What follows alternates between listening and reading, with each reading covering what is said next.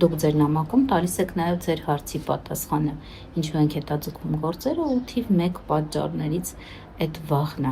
այն վախը, որ արհեստականորեն դուք առաջացրել եք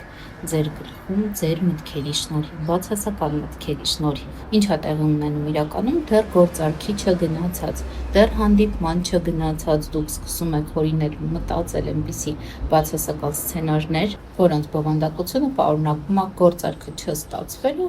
կամ այդ հանդիպումը ուղղակի պրավալի ենթարկելը։ Ու եթե դուք կանգ առնեք ու սկսեք վերլուծել, կհասկանաք, որ այդ բացասական սցենարներից ոչ մեկը իրատեսական չեն, այսինքն դրանք ուղղակի ձեր երևակայության արդյունքն են, դրանք էլ ձեզ վախեցնում են ու հետ են ձեզ պահում, որպեսզի դուք գնաք որոշակի գործողությունների։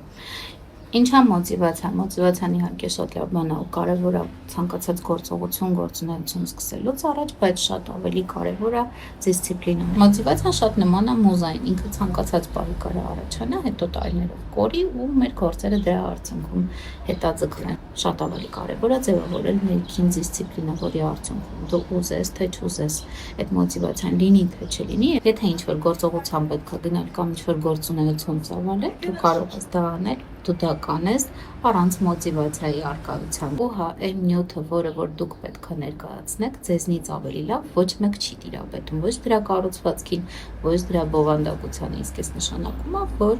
ուղղակի մի քիչ ինքնավստահություն, մտքերին, բացասական մտքերին չենք տրվում, որտեղ դրանք իրական չեն ու կապված են դեռ գոյություն չունեցող ապագայի հետ, այսինքն դրանք տեղի չեն ունեցել, ուղղակի դուք վախեցնում եք ձեզ այդ ապագայով։ ու ներքին դիսցիպլինա, ես վստահ եմ, որ ձեզնոտ ամեն ինչ հաստատ կստացվի։